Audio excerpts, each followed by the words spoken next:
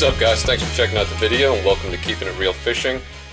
You know, my videos tend to be long and a lot of people have said, can you, make a shorter video? So here's an idea. This is going to be the 5-minute review of the Imakatsu Gillroid, and if you want all the detail, there's going to be a full length review in addition to this. So let's take a quick look here at the Imakatsu Gillroid.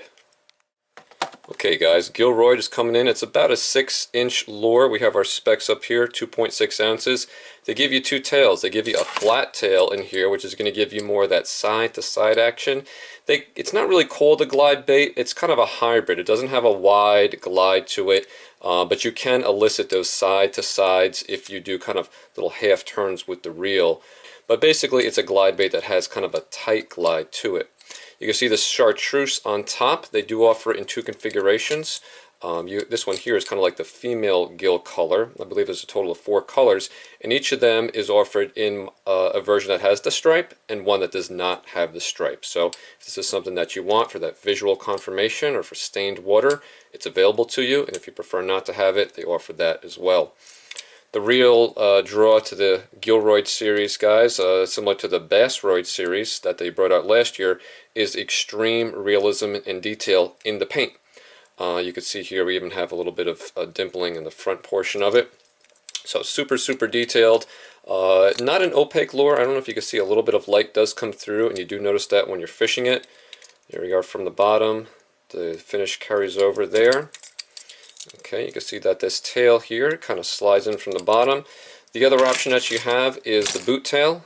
Okay, same deal. This one here is kind of like an Elastec material, so even if a toothy critter bites this, it's not going to rip apart on you.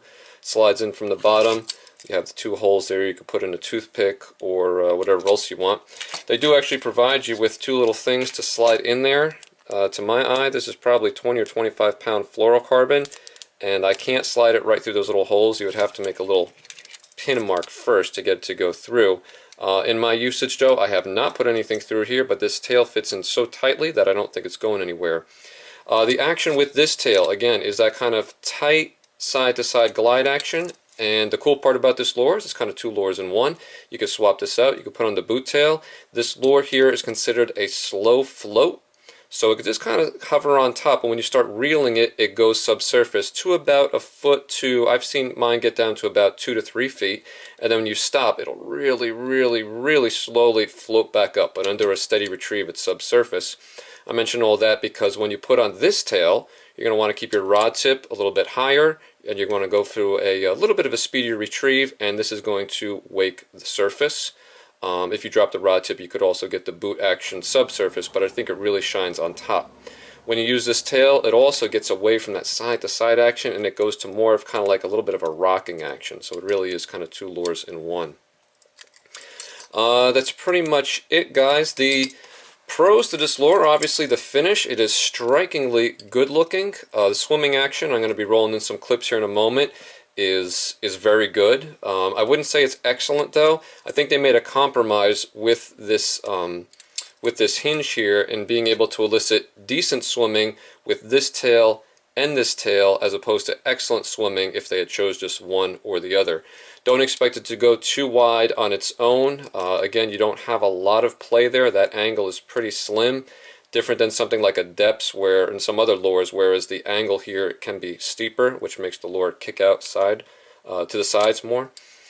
You can get it to go on wide side to sides, but you're going to have to elicit that with your reel. It's not going to happen under a slow, steady retrieve.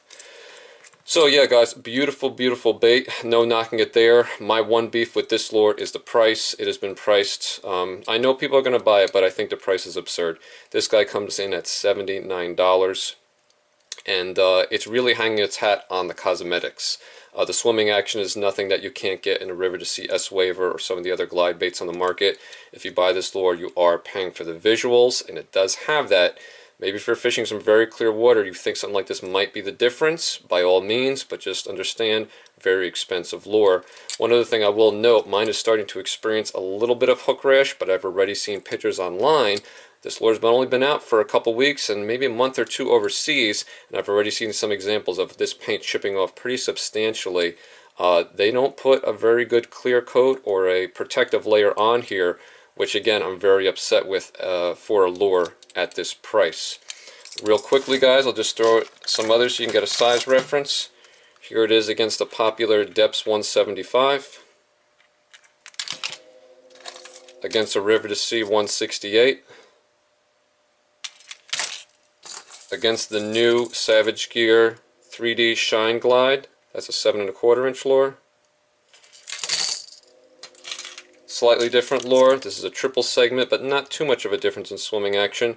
Jackal Gantarelle, again with that realistic screen print, but coming in at half the cost at $40. And one other one, guys, talking about price here, totally different segment of lure. Again, a triple segment lure, but $20, a 1999 lure, Lucky Craft Real Bluegill. If you guys just want a bluegill profile and you don't really care so much about the action, this one will get you into a very nice, large bluegill swim bait for $20, $40 on the Gantarelle, and the kind of the comically absurd $80 here on the Gillroid. In a nutshell, guys, beautiful lure, solid swimming action, innovative with the two tails, but just way overpriced. Thanks for watching.